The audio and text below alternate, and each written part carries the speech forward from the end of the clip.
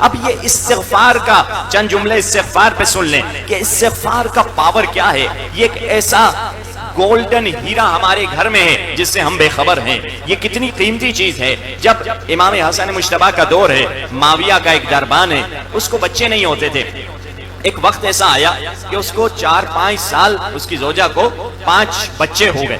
معاویہ حیران ہوا کہ تمہیں تو بچے ہوتے نہیں تھے، تمہیں کیسے بچے ہو گئے، تم بے اولاد سے. کہا ایک دن میری ملاقات امام حسن مجتبیٰ سے ہوئی. میں نے کہا اے کریم بادشاہ، ایک نسخہ عطا کر دیں، اللہ مجھے اولاد عطا فرما دے. امام حسن مجتبیٰ نے مجھے کہا استغفار زیادہ پڑھا کرو. کہا میں روزانہ استغفار پڑھتا تھا، یہاں تک کہ 700 مرتبہ ڈیلی استغفار پڑھا کرتا تھا. اس کے نتیجے میں اللہ نے مجھے اولاد عطا فرمائی. معاویہ نے اس سے پوچھا کیا تم نے حسن ابن علی سے پوچھا کہ اس استغفار کا رزلٹ کیا تھا، کیوں، راز کیا چھپا ہوا اس استغفار میں؟ کہا نہیں، اگلی دفعہ جب ملوں گا مولا سے پوچھ لوں گا. اگلی دفعہ جب امام سے ملتا ہے، مولا سے کہتا ہے مولا 4-5 سال پہلے آپ نے جو نسخہ مجھے عطا فرمایا تھا اس سے مجھے اولاد تو ہو گئی، مگر میں جاننا یہ چاہتا ہوں اس میں کیا راز چھپا تھا. اس وقت مولا نے یہ قرآن کی آیت پڑھ کے بتلائی. کیا فرمایا؟ وَاسْتَغْفِرُوا، استغفار کرو، یمددکم باموال وبنین، تم جب استغفار کرو گے خدا تمہیں اولاد بھی بہت عطا فرمائے گا، دولت بھی بہت عطا فرمائے گا. یہ استغفار کے اثر ہے. آپ پوچھیں گے کیسے ہم استغفار کریں؟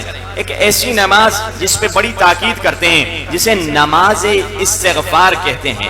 یہ وہ نماز ہے جس کے بارے میں آقائے نصر اللہ شاہ آبادی، وہ امام خمینی کے استاد کے بیٹے میں جہاں ہم رہتے تھے اسی گلی میں وہ نماز پڑھاتے تھے. 10-15 سال پہلے ان کا انتقال ہوا ہے. وہ کہتے ہیں جس کو میں نے یہ نماز استغفار سکھائی ہے، خصوصاً بے اولاد جو تھا، اگلے سال وہ گود میں بچہ لے کر آتا ہے، قبلہ اس کے کان میں اذان پڑھ دیجئے.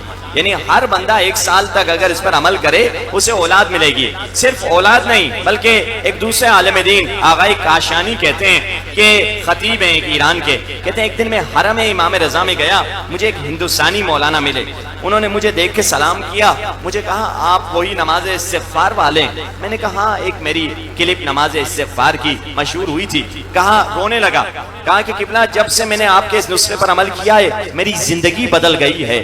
کہا مجھے اللہ نے 2 گھر عطا کر دیے ہندوستان میں اور ابھی تیسرے گھر کی ڈیل کرنے جا رہا ہوں. مجھے اتنا فائدہ ہوا، آپ نے تو کہا تھا 1 مرتبہ دن میں اس نماز استغفار کو پڑھو، میں تو اس نماز استغفار کو دن میں 5 مرتبہ یعنی ہر واجب نماز کے بعد پڑھتا ہوں. اور اپنے بچوں سے بھی کہہ دیا ہے کہ واجب کے بعد نفلی نماز پڑھو نہ پڑھو، اس نماز کو تمہیں پڑھنا ضروری ہے. اس کے مجھے فائدے بہت ملے ہیں. نماز استغفار 5 سے 10 منٹ سے زیادہ ٹائم نہیں لگتا. وہ کیا ہے اس کا طریقہ بھی سن لیجئے.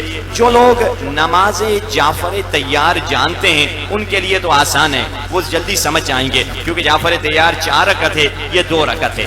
اگر جو لوگ نماز جعفر طیار نہیں جانتے ان کے لیے چلیے میں وضاحت کر دیتا ہوں.